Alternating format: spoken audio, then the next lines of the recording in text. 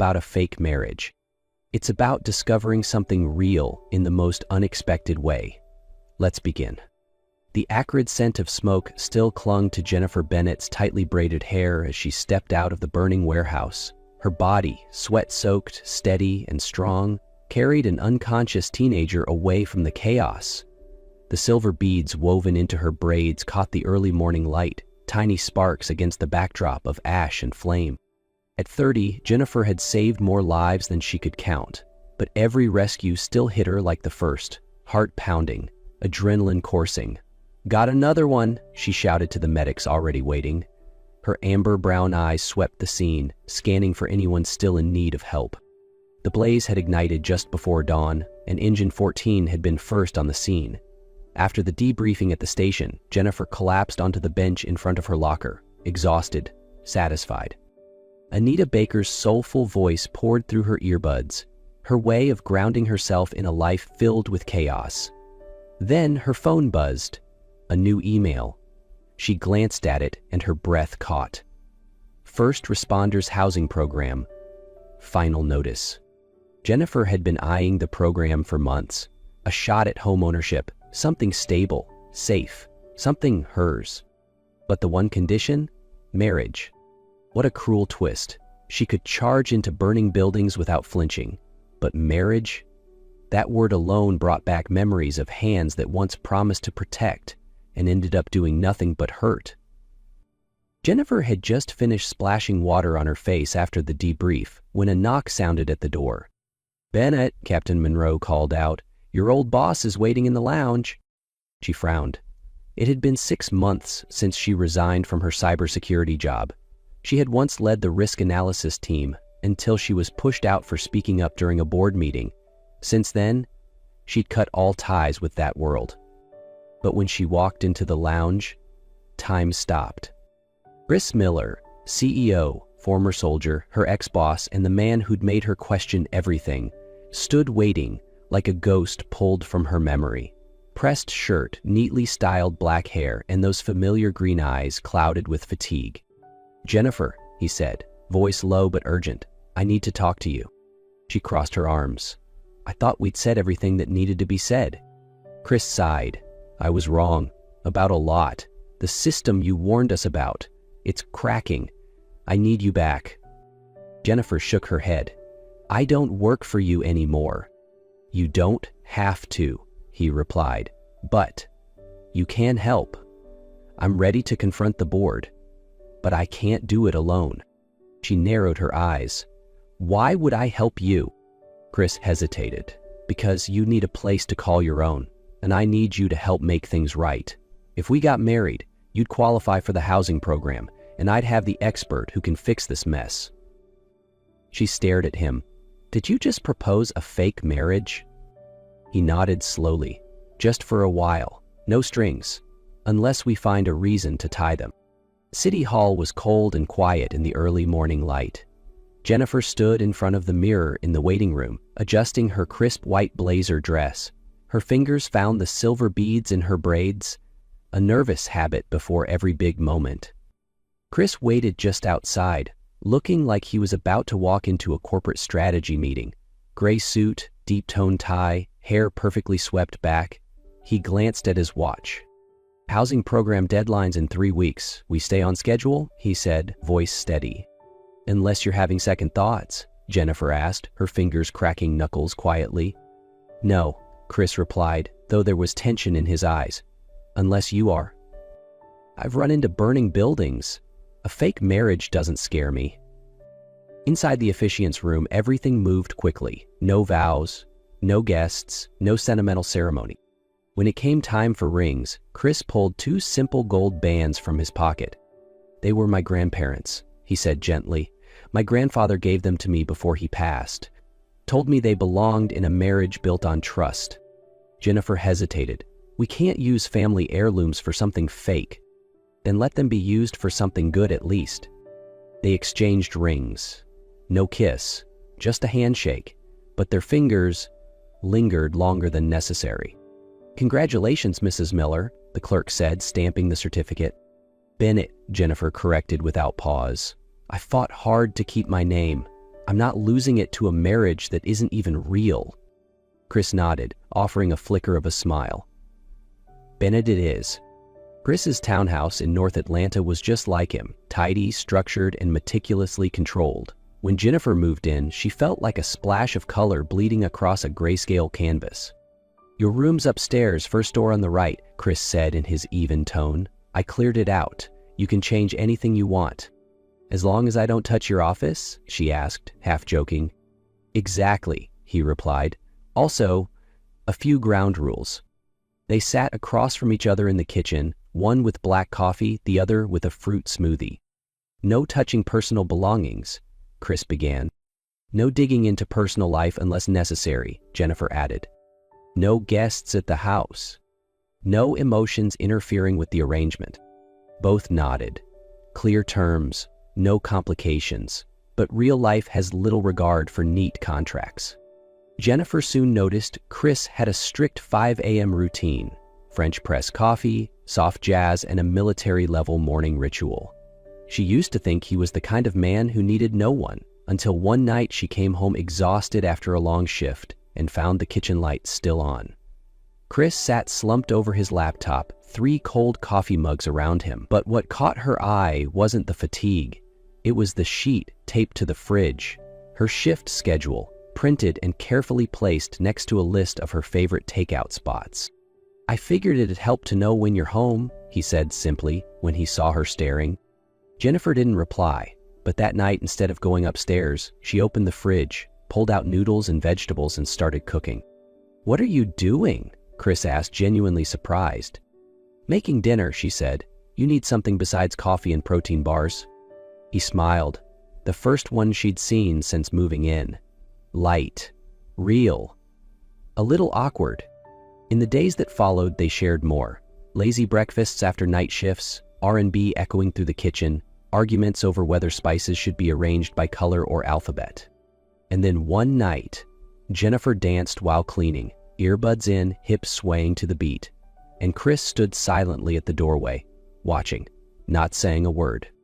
But his eyes, soft, stunned, made her turn away quickly, heart thudding louder than the music. Neither said a thing, but both knew something had begun.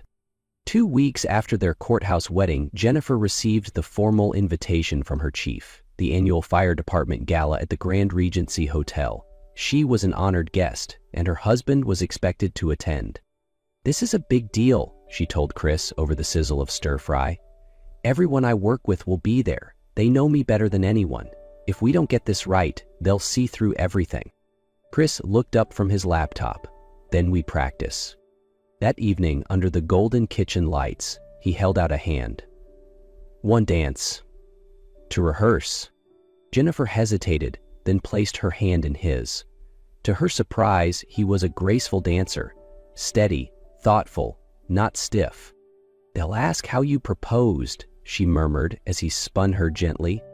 I'll tell the truth, Chris said, that we were having coffee in that old diner, and I realized I didn't want to lose you again. She blinked. That's not in the script. It's still true. On gala night, she wore a sapphire gown that hugged her like a second skin. Her braids were swept up into a high bun, silver beads glinting. Chris, in a tux, paused when he saw her. I got you something, he said, offering a small box. Inside was a delicate sapphire bracelet. We agreed. No gifts, she said. It's for the role, he said lightly, but his voice wasn't all play. When they entered the ballroom, the crowd of uniforms and dignitaries turned. Chris placed a hand on the small of her back, a familiar gesture between couples, but it made her shiver slightly. Is that him? Captain Monroe's voice came from behind. The one who let you walk away? Chris didn't flinch. And the one smart enough not to make that mistake again. Jennifer glanced at him. That line wasn't in any rehearsal. After dinner, the music started for the opening dance. Chris leaned in. A real dance this time? Just one, she replied, heart beating fast. On the dance floor they moved like they had 100 times before, but this time, every touch, every glance, felt alarmingly real. Why did you come back? She asked. For you, he said, eyes locked on hers. And for what we're both afraid to admit. At that exact moment, a loud explosion rocked the ballroom. The chandelier trembled, smoke poured from the front lobby, and screams echoed. Jennifer kicked off her heels. Someone set that fire on purpose. Chris grabbed her hand.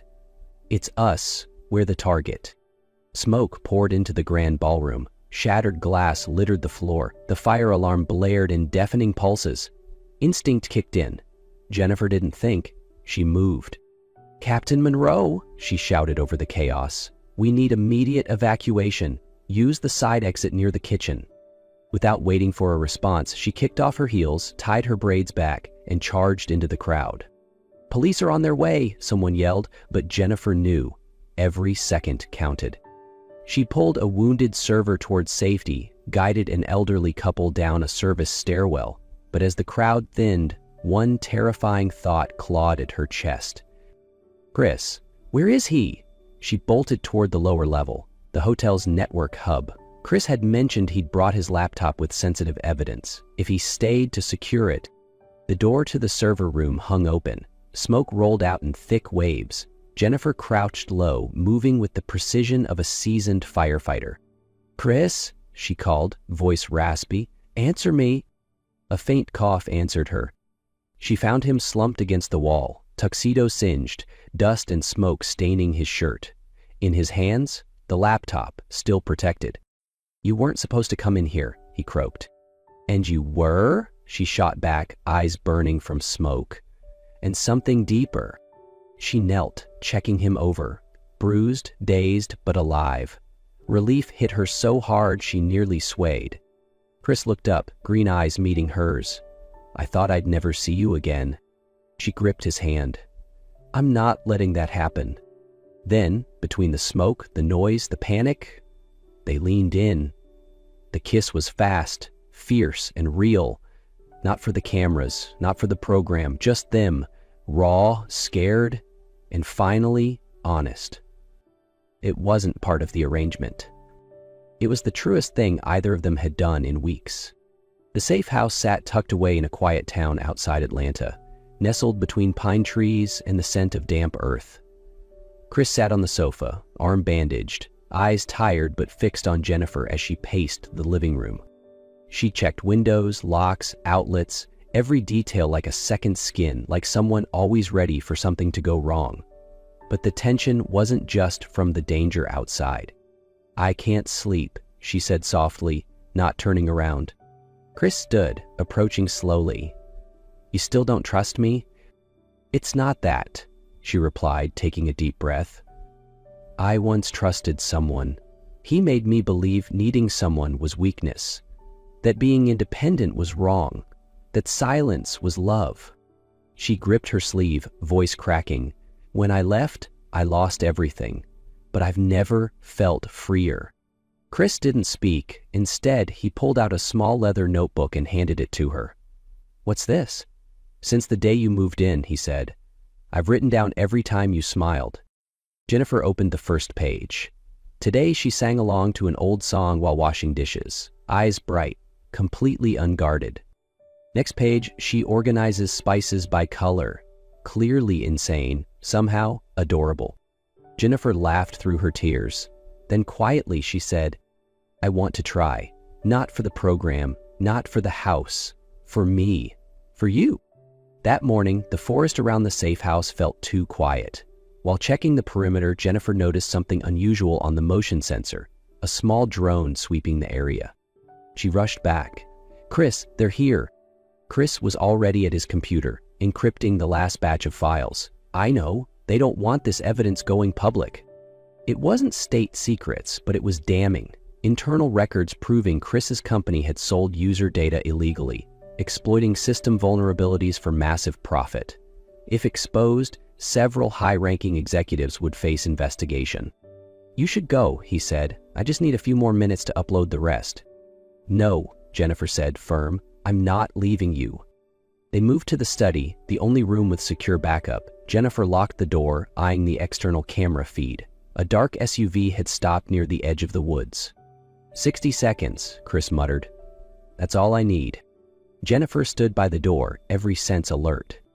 A soft ping from the computer, upload complete. But at that exact moment, the main power cut out. Backup systems flickered. Someone was trying to wipe it all remotely. Without hesitation, Jennifer pulled Chris away from the desk. "We have to move." Just as they exited the room, a small explosion sounded behind them. The backup drive had been remotely disabled, but the primary data had already been uploaded. Outside, they stumbled into the clearing, breathless. Chris turned to her. "You just saved me." Jennifer looked him dead in the eyes. "No. I chose you and I love you." Inside the ambulance, flashing lights reflected off the gauze wrapped around Jennifer's arm. Chris sat across from her, his clothes smudged with ash but his eyes clearer than ever. "I thought I wouldn't get another chance to say this," he began, voice raspy but steady. "Last time, I proposed because we needed to. This time, I'm asking because I want to." Jennifer turned toward him, heart pounding. "Marry me," Chris said. "Not for the house, not for the program, not to fix anything, just to build something real. With you. Because I love you." She didn't speak, she just reached out, took his hand and held it tight, then nodded, eyes brimming with tears. No more words were needed. 1 year after their first calculated wedding, Jennifer and Chris had completely rewritten the meaning of us. Their second real wedding was held in the most unexpected place, the fire station where Jennifer worked her very first shift. Fairy lights wrapped around freshly polished engines. Firefighters in dress blues stood beside software engineers in tailored suits. Two worlds, now beautifully intertwined. Over the past year, Jennifer was officially promoted to lieutenant, one of the youngest women to ever hold the rank in the Atlanta Fire Department. Chris, having stepped away from his former company, launched a tech startup focused on ethical data protection, promising transparency, fairness, and real privacy for users. But the biggest news came from their quiet little home. Jennifer and Chris were expecting their first child. Amid stacks of paperwork on the kitchen counter sat a small wooden frame holding the baby's ultrasound photo. They didn't stop there. Together, they founded a charitable initiative, Fireproof Hearts, a fund dedicated to helping individuals rebuild after trauma, loss, or major life upheaval. The foundation wasn't just a symbol of their love. It was how they used their story to plant hope in others. Their journey spread not because it was perfect, but because it was real. And because it reminded others that true love can grow from the most unexpected beginnings, if we're brave enough to believe in it and kind enough to hold on to it.